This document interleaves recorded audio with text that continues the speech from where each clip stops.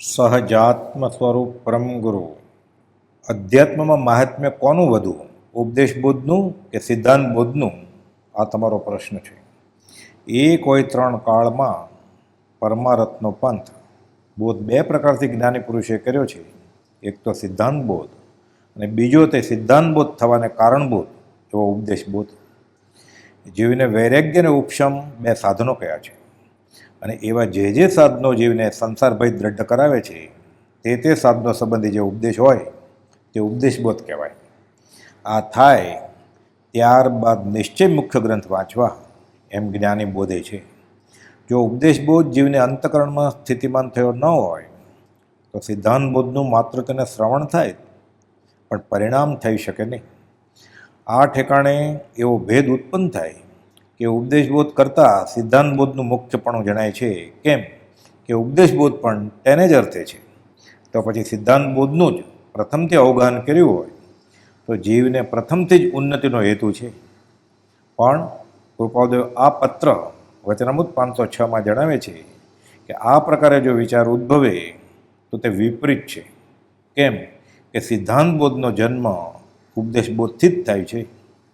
જેને વૈરાગ્ય ઉપશમ સંબંધી ઉપદેશબોધ થયો નથી તેને બુદ્ધિનું વિપર્યાસપણું વર્ત્યા કરે છે. અને જ્યાં સુધી બુદ્ધિનું વિપર્યાસપણું હોય ત્યાં સુધી સિદ્ધાંતનું વિચારવું પણ વિપર્યાસપણે થવું જ સંભવે. સવળીએ જીવ આવે જ નહીં. વચનામૃત 693માં બોધ્યું જ્ઞાન માર્ગ દુરારાધ્ય છે, પરમ અવગાઢ દશા પામ્યા પહેલાં તે માર્ગે પડવાના ઘણા સ્થાનકો છે. સંદેહ, વિકલ્પ, સ્વચ્છંદતા, અતિપરિણામીપણું એ આદિ કારણો વારંવાર જીવને તે માર્ગે પડવાના હેતુઓ થાય છે અથવા ઉર્ધ્વ ભૂમિકા પ્રાપ્ત થવા દેતા નથી. પંડિત બનારસીદાસજીના જીવનનો પ્રસંગ છે.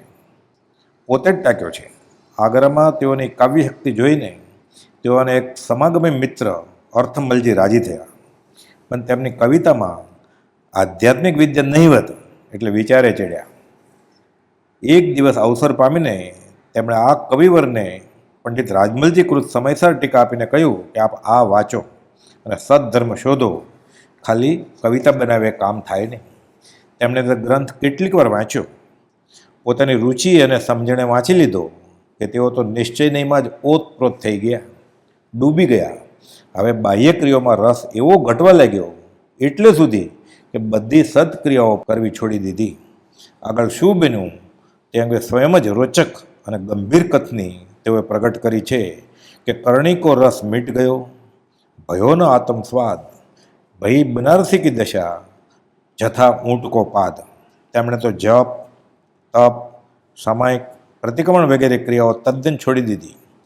તેમની સાથે તેમના મિત્ર ચંદ્રભાણ, ઉદયકરણ અને થાનમલજી પણ આ રસ્તે ચડ્યા. બધા નિશ્ચયવાદી થઈ ગયા.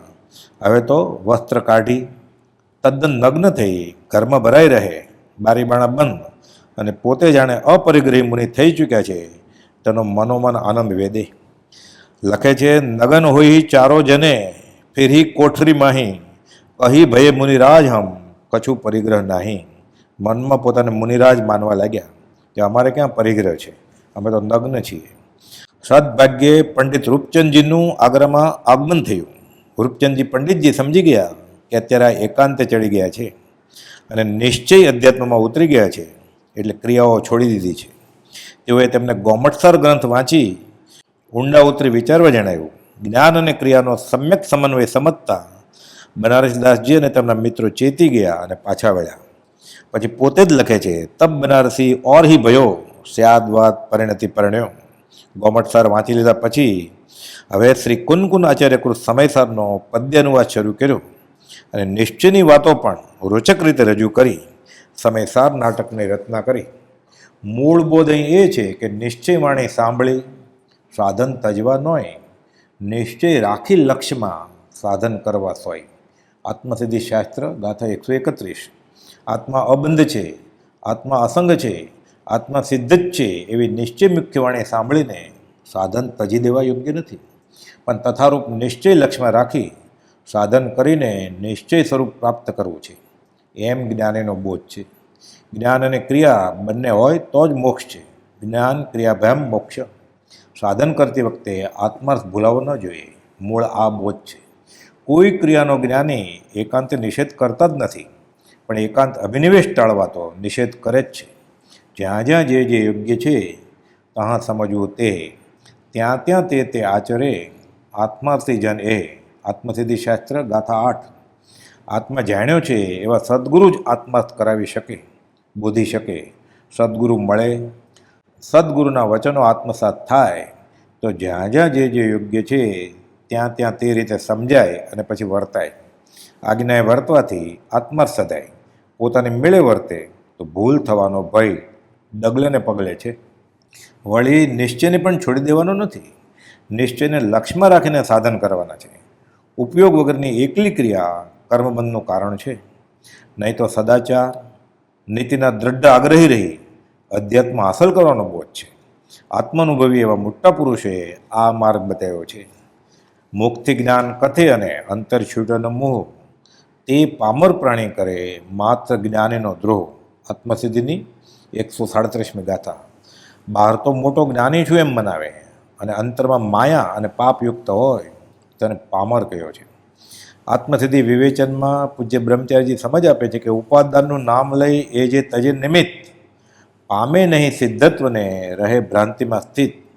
આ 136મી ગાથાના અર્થમાં પૂજ્ય બ્રહ્મચારીજીએ સમજ આપી છે કે સાચા નિમિત્તના નિષેધ અર્થે ઉપાદાનની વ્યાખ્યા શાસ્ત્રમાં કહી નથી, પણ ઉપાદાન અજાગ્રત રાખવાથી તને સાચા નિમિત્તો મળ્યા છતાં કામ નહીં થાય.